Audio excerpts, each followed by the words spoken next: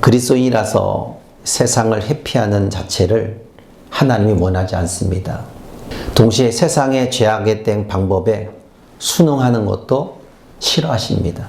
하나님께서 그리스도인들에게 원하는 것은 이 세상에 살면서 자신의 믿음을 증거해야 하는 사명을 감당하기를 바라는 것뿐입니다. 너 나를 믿어? 믿죠. 그래? 그러면 나를 위해서 너의 인생을 한번 살아보렴. 우리 주님 우리에게 세상 땅끝까지로 증인되라는 그 삶을 말씀하고 있는데 우리는 그거를 외면하는 삶을 산다면 난 그리스도의 자녀로서의 그리스도인이라는 그 이름 앞에 부끄러운 인생을 사는 겁니다. 어디를 가든지 나는 그리스도인이라. 그 마음만 가지면 나는 오로지 하나님이 주신 그 선택된 은혜 속에서 나는 그 사명을 잘 감당한 거라 믿습니다. 여러분, 그리스도인은 절대로 긴장을 풀어서는 안 됩니다. 긴장 속에 사는 것이 한 영혼을 귀하게 또 귀하게 여기는 그 은혜의 삶입니다. 그래서 그리스도인의 삶에 스트레스 받지 않게 방향을 제시해 주는 책이 바로 성경책입니다. 여러분, 성경책은 우리의 인생의 삶의 방향을 잘 정해주는 걸 믿죠? 우리가 그렇기 때문에 그 성경만 따라가면은 세상 속에서 있는 스트레스도 자체를 다 해소할 수 있고 또 하나님은 그 성경을 따라가는 우리들에게 절대 스트레스 받지 않게 살아가게 해 주십니다. 이것이 하나님이 우리에게 주신 언약의 증표라는 거예요. 그 언약의 증표, 이 성경을 가지고 한 인물은 한 영혼의 소중함을 위해서 주님의 이름으로 그 주님의 이름을 내어 걸고 순교의 삶을 선택해 걸어갔습니다. 오늘 본문은 그 순교의 길을 선택해 걸어간 한 인물 스데반이 순교하고 나서 그 이후에 벌어진 일입니다. 스데반은 영혼을 위한 순교는 본격적으로 이방 선교의 기틀을 마련하게 되었습니다. 시작하게 된 거라는 거죠. 이방 선교로 안디옥 교회가 세워졌으며 선교는 더욱더 확산되어 지경이 계속적으로 넓혀지는 모습이 되어진 겁니다. 땅끝까지로 내 복음을 전하라는 그 복음의 은혜가 이제는 더욱더 확장되어 나가고 있다는 거예요. 그러나 선교적 확장은 일어나지만 동시에 주를 믿는다는 것 때문에 핍박이 걷잡을 수 없이 심해졌다는 거예요. 그래서 그들은 한 곳에 머물러 있을 수가 없었습니다. 여러 곳으로 흩어질 수밖에 없었어요. 이들의 흩어짐은 능동적인 것이 아닙니다. 내가 흩어지고 싶어서 흩어진 것이 아니라 핍박이 두렵고 무서워서 어쩔 수 없이 이들은 흩어지게 된 거예요. 자기가 있던 자리를 떠날 수밖에 없었습니다. 그러나 중요한 게 있습니다. 핍박의 두려움 때문에 비록 여러 지역으로 흩어졌지만 이들 안에 주님이 주신 복음의 능력은 이들에게 있어서 영혼에 대한 갈망은 멈추지 않았다는 거예요. 예수 믿는 그 은혜 때문에 있잖아요. 이 안에 있는 예수의 믿음의 그 간절한 복음의 능력이 감출 수가 없었던 거예요. 그래서 어떻게 해요? 어디를 가든 복음의 그 갈망이 식지 않고 그 복음에 대한 갈망이 어디를 가든지 예수 믿으세요. 예수 믿으세요. 예수 믿어야 됩니다. 예수 믿어야 구원받습니다. 이들이 할 수 있는 최선은 내 안에 있는 복음의 기쁨을 이방 선교까지 더 많이 전하는 일이 되었다는 것입니다. 이들이 마음껏 선교할 수 있었던 것은 그 중심에 안디옥, 오늘 소개한 안디옥 교회가 있었습니다. 수많은 어려움 속에서도 흩어진 이들을 통해 교회가 설립된 것은 하나님 나라 확장을 위해 엄청난 일을 한 것입니다. 여러분, 교회가 하나 세워진다는 것은 기쁜 일입니다. 여러분 믿죠? 교회가 하나 세워지면 그곳에 반드시 한 영혼이라도 오게 되어 있습니다. 그 한 영혼 때문에 교회가 몇십 년 동안 그 자리에 머물러 있을 수도 있고, 그래서 복음 전하는 그 자체는 힘을 얻을 수밖에 없다는 거예요. 주의 말씀하신 대로 계속해서 땅끝까지 주의 복음이 전파되는 것을 우리 주님이 원하기 때문에 여러분은 어디를 가든 여러분이 서 있는 그 자리가 땅끝입니다. 땅끝이에요. 거기서 여러분이 머무는 그 자리가 땅끝이기 때문에 거기서 여러분은 누군가를 위해서 그 사람이 믿든 안 믿든 상관없어요. 예수 믿으세요. 할렐루야. 예수 믿으세요. 사실 여러분, 복음으로 변화된 유대인들이 같은 유대인들에게 복음을 전하는 것은 쉬운 일은 아닙니다. 이방인들이 유대인들에게 복음 전하는 것이 쉬운 일이 아니라는 거예요.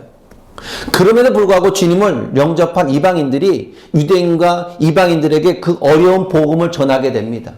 예수 믿으라고. 십자가에 돌아가신 그 주님 오셨습니다. 메시아가 왔다니까요. 그 메시아가 나를 위해 죽어주셨습니다. 그러니 여러분은 예수를 믿어야 됩니다. 박해를 피해서 고난을 피해서 흩어진 이들의 전한 복음이 안디옥까지 복음이 확장되어서 안디옥에 이렇게 교회가 설립되게 되는 것이에요. 그럼 안디옥은요, 당시에 로마의 알렉산드리아 다음으로 큰 도시입니다. 인구가 그 당시에 약 80만 인구가 있습니다. 80만의 인구. 굉장히 큰 도시예요. 이러한 도시에 교회가 세워졌고 안디옥 교회는 이방 선교하는 데 전초 기지가 된 거예요. 또한 흩어진 성도들을 통해서 안디옥 교회가 세워진 소식을 들은 예루살렘 교회에서 그곳에 교회가 세워졌어? 이방 선교에서 그곳에 교회가 세워졌어? 그 교회가 세워졌다는 소식을 듣고 예루살렘에 있는 바나바를 안디옥 교회에 목회자로 파송을 보냅니다. 신실한 목회라고 있는 바나바를 그 안디옥 교회로 파송을 하는 거예요. 이 계기로 성도들은 처음으로 안디옥 교회에서 그리스도인이라는 이름을 불리게 되는 거죠. 여러분, 그리스도의 이름으로 불린다는 것은 기뻐한 일 아닙니까?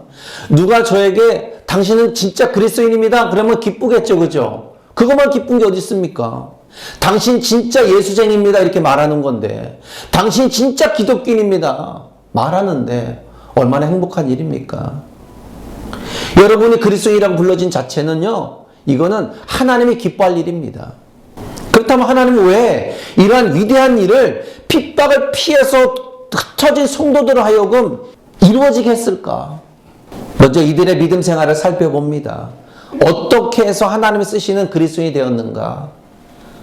어떻게 하나님이 쓰시는 그리스도인이 되었는가?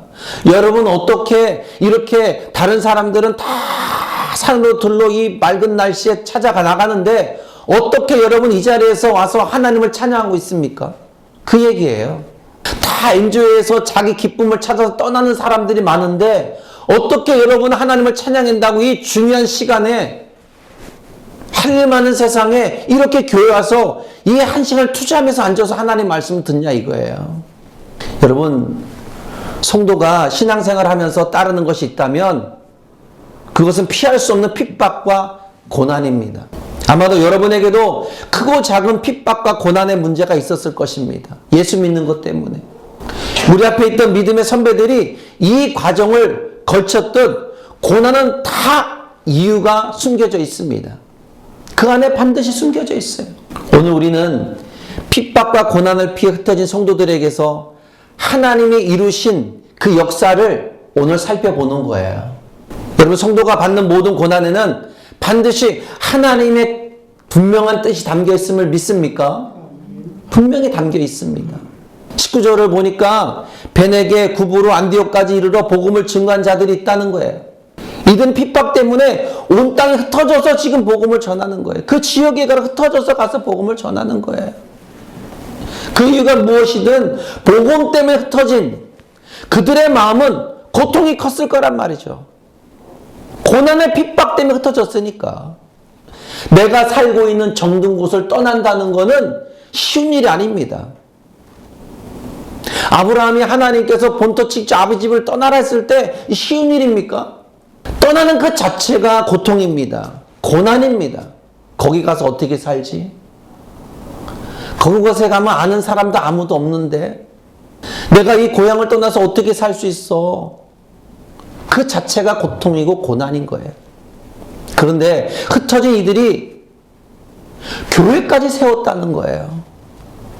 그 자체가 대단한 거 아닙니까? 여러분, 대단해 보이지 않아요?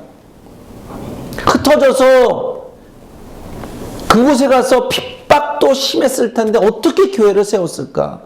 여러분, 지금도 이민 가는 사람도 있습니다. 예전에 정말 우리나라가 못 살고 그럴 때 미국 이민들 많이 갔죠. 고향을 떠나 살기 위해서 이민을 선택한 사람들을 보면 한국 사람은요, 먼저 가면은 교회를 세웠대요. 교회를 세웠어요. 그래서 중국 사람들은 가면 식당을 세운다고 하더라고요.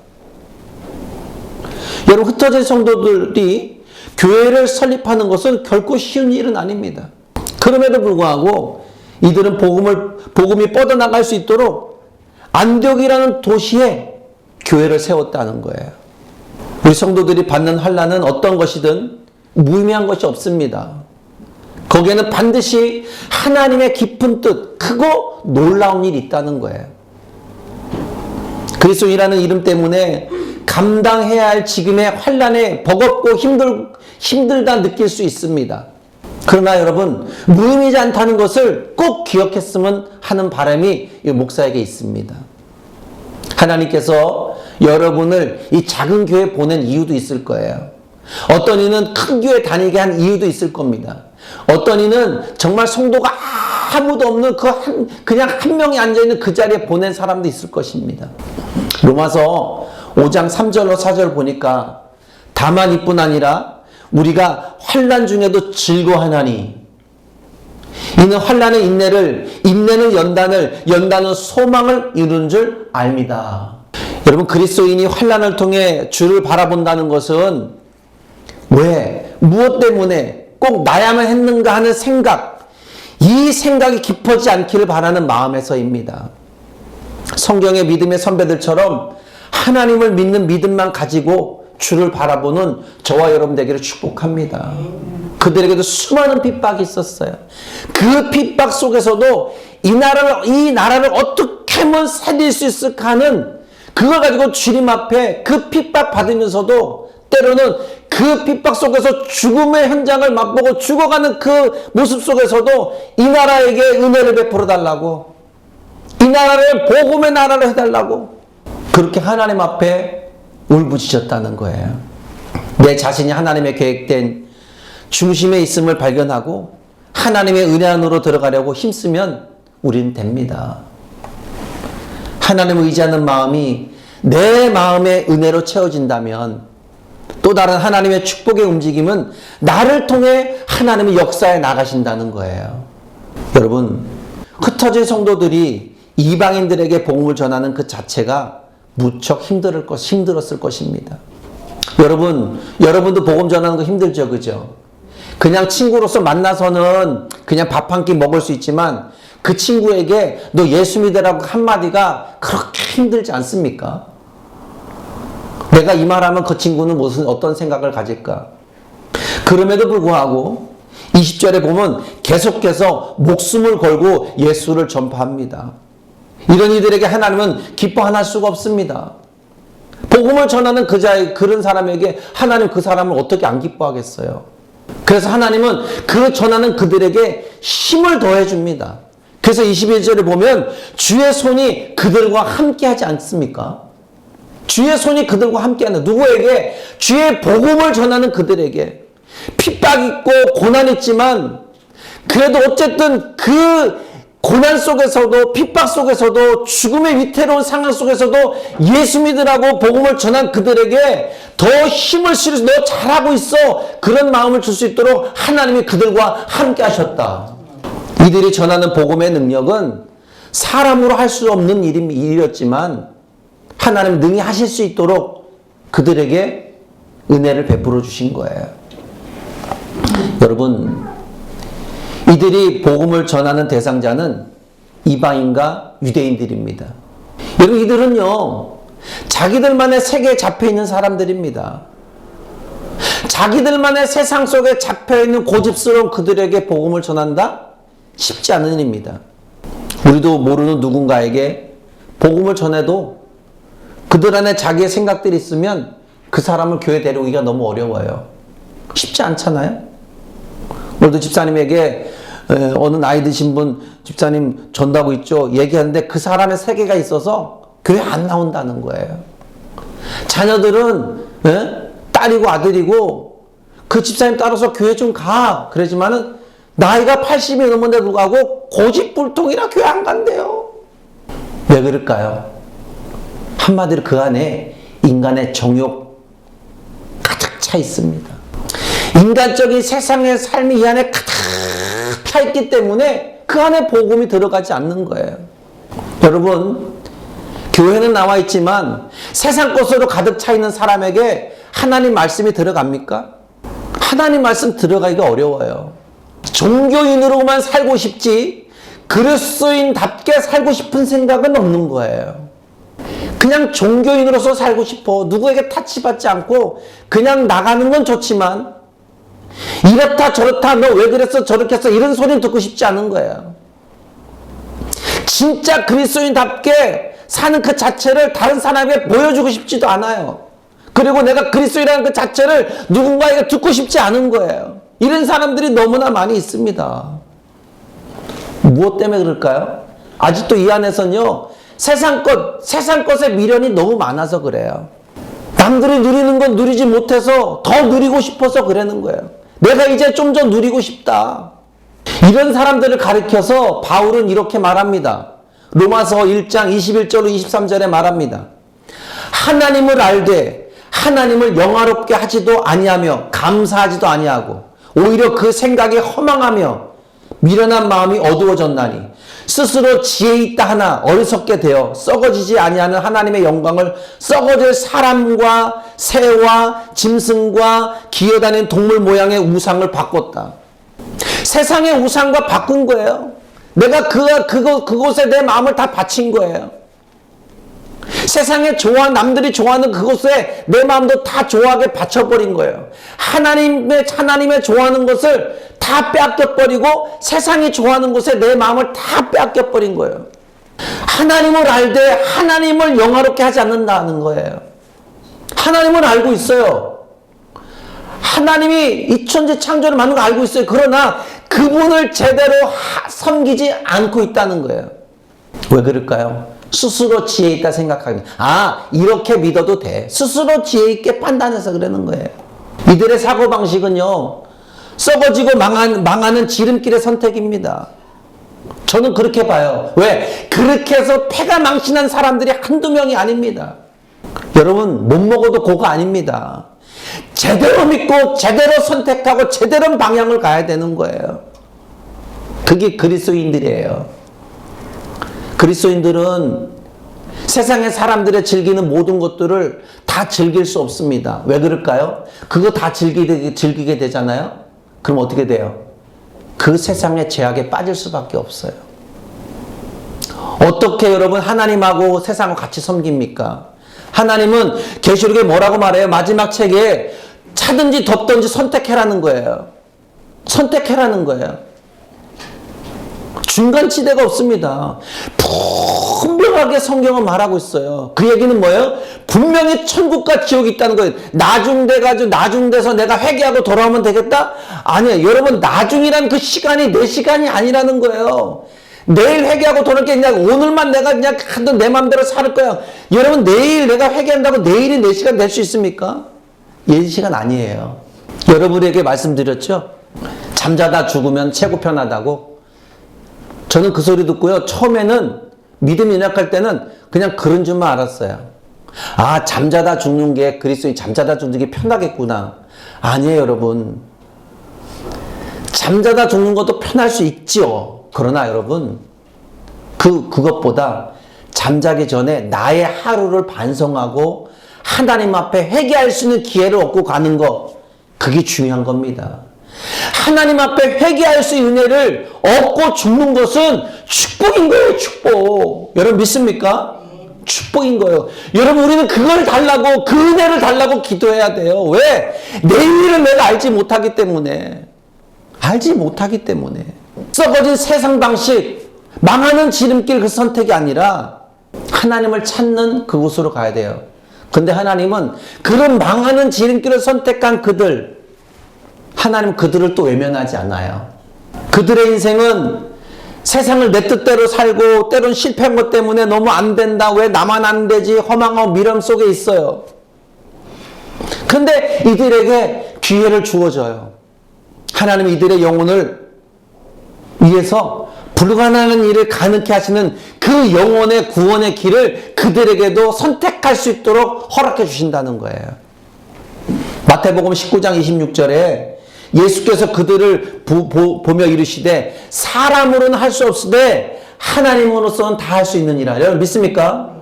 인간이 아무리 가서 예수 믿으세요 아무리 해도 안 돼요. 근데 있잖아요. 우리가 그 전한 복음 때문에 하나님은 그를 터치해 주면요. 우린 할 수 없지만 하나님은 하신다니까요. 어떤 상황을 만들어든 그 사람을 선택했다면 그 사람을 거꾸러지게 하고 교회 와서 하나님 말씀 듣게 합니다. 여러분 신앙 앞에 도저히 할 수 없는 일들이 놓여 있습니까? 아, 난 이거 할 수 없어. 정말 할 수 없어. 그렇다면 하나님을 의지하고 모든 일을 움직여 보시길 바랍니다. 하나님으로부터 준비된 크고 은밀한 놀라운 일이 신앙인으로 바로 서 있는 성도들에게는요, 좋은 결과를 가져올 수 있습니다.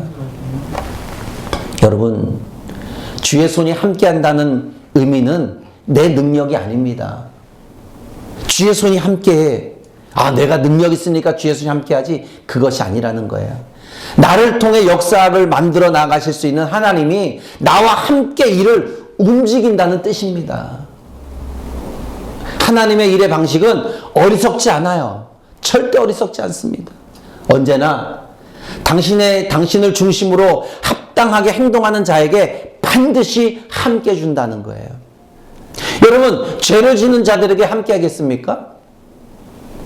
당신을 위해 움직이는 그에게 하나님 난 이거 할 수 없는데 나는 하나님을 하고 싶어요. 그에게 하나님이 함께 해주겠다는 거예요. 여러분이 교회를 찾아왔어요. 하나님 말씀 들어왔어요. 하나님 저 이런 거 있는데 전할 수 하나님 의지합니다. 그 사람에게 함께 해주는 거예요. 그리고 안디옥 교회로 파송된 바나바는 사역은 수많은 사람들이 주께 더 많이 은혜를 얻게 합니다. 또한 바나바는 많은 사람들이 주님 앞에 돌아오는데 그 은혜를 보면 이 자리가 내 자리가 아니다 이렇게 판단합니다. 아, 사람들이 이렇게 많이 모여드는데 그러나 내가 여기서 하는 내 목회가 아니다. 그래서 바울은 이 바나바는 어떻게 생각하냐? 다소에 있는 사울을 찾아 떠납니다. 여러분 냉정하게 생각해 보면 사울은 예수 믿는 사람을 핍박했던 사람입니다. 근데 그가 예수를 만났어요. 변화를 받았어요. 근데 예수를 만나고 변화받은 지 얼마 되지 않아요.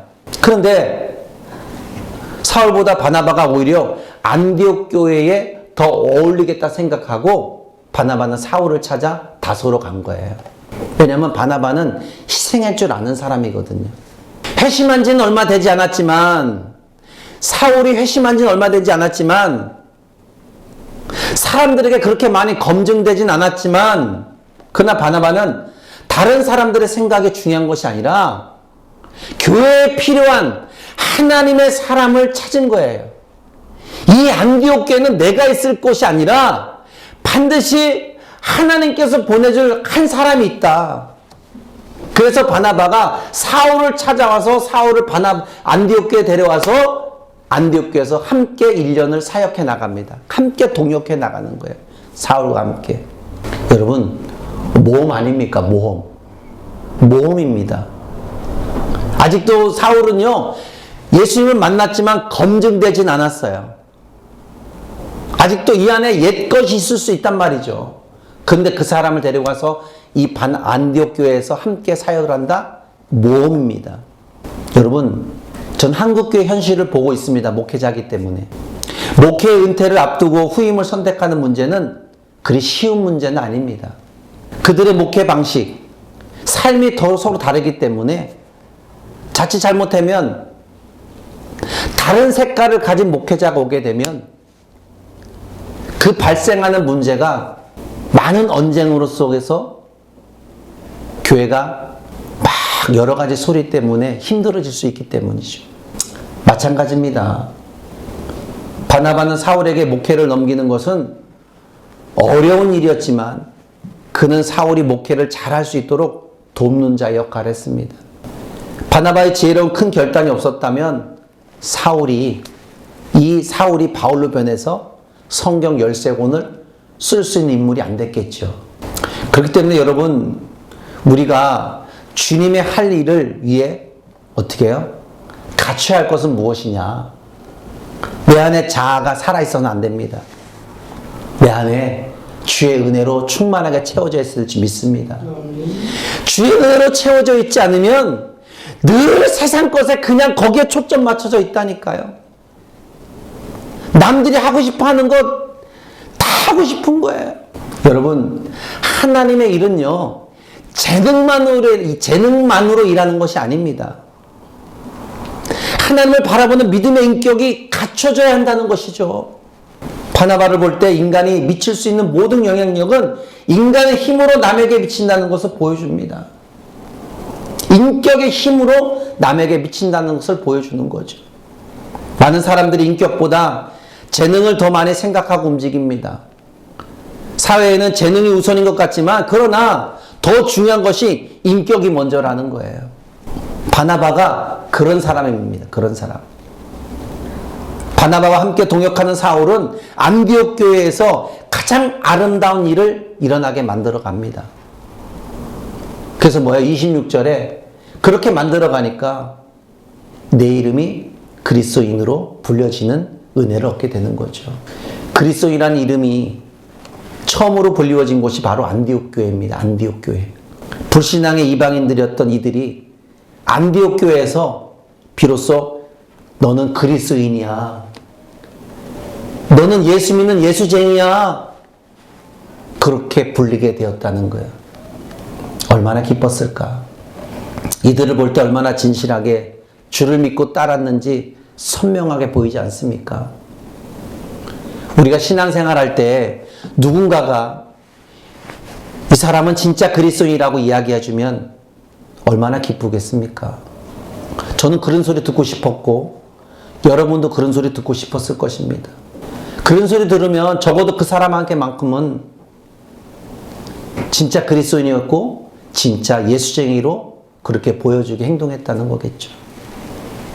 사실 많은 그리스도인들이 자신이 그리스도인이라는 것을 숨기고 삽니다. 왜 그럴까요? 직장의 문화가 어떤 술 문화에 있고 아부의 문화 이런 것이 있기 때문에 술 먹는데 참여하지 않으면 진급하는데 누락이 될 수도 있고 여러 가지 그들에게 잘 맞춰주지 않으면 내게 불리한 조건이 많이 따르기 때문에 내가 회사 다니면서 그리스도인이라고 숨기고 사는 사람들이 많이 있다는 거예요. 반면에 그 어떠한 핍박과 어떠한 불이익을 받더라도 나는 그리스도인입니다를 숨기지 않고 또 생활하는 분들도 있습니다. 숨기고나 사는 사람들은 어떻습니까? 그들은 인본적인 기회주의자들 아니겠습니까? 당시 로마 핍박 속에서도 예수를 믿는다는 것은 쉬운 일은 아닙니다. 그렇잖아요. 로마의 압제 속에서 핍박을 받고 있어요. 예수 믿으면 그냥 다 잡아 죽여요. 그 당시에 적어도 그들의 신앙은요, 죽음을 각오하고 신앙생활하는 그리스도인들입니다. 그 당시에 죽음을 각오하고 예수 믿었어야 돼요. 이들이 당시 예수 믿는 것 때문에 군사 경기장에 사자의 밥으로 던져지기도 합니다. 으렁하는 사자 밥으로 던져진다니까요. 실적으로 경기장에서 사자의 밥으로 던져진 그리스도인들에게 왕이 물어요. 내 이름이 무엇이냐? 그들은 대답합니다. 나는 그리스도인입니다. 으렁거린 사자에게 던져졌는데 금방 그들에게 잡아먹힐 수 있습니다. 네가 그리스도인이라고 안 하면 내가 살려줄게. 안 돼. 그들은 뭐라고 물으면 나는 그리스도인입니다. 다시 물을게. 내 이름이 뭐야? 두 번, 세 번 물어도 나는 그리스도인입니다. 이들은 사자밥이 되어서 죽음 앞에서도 당당하게 나는 그리스도인이라고 그 정체성을 흐리지 않고 끝까지 고백합니다. 그리고 그들은 사자밥이 되어 죽어버립니다. 여러분, 이 험한 세상에 누가 진짜 그리스도인입니까? 여러분이 생각하던 험한 세상 아닙니까? 좋은 것 너무 많아요. 너무 많아서 골라서 먹어야 되고 골라서 입어야 되고 골라서 누려야 되고 그런 시대입니다. 내 마음에 들지 않으면 물건도 다 버려요. 내 마음에 들지 않으면 사람도 버립니다. 그러니 내 마음에 들지 않으면 교회도 상관없어요. 다 버려요. 그것이 요즘 세상입니다. 과연 진짜 누가 그리스도인입니까?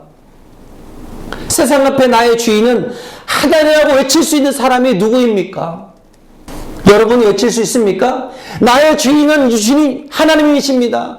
나의 주님은 예수님이십니다. 여러분 선포할 수 있습니까? 토저 목사님은 내 주인은 누군가의 책에서 이렇게 말합니다. 세상에 속한 자는 하나님의 영광을 기뻐하지 않는다. 세상에 속한 자는 하나님의 영광을 기뻐하지 않는다고 말합니다. 그러나 그리스도를 향한 재림을 소망을 가진 자는 그 기쁨이 어떤지를 알고 있다.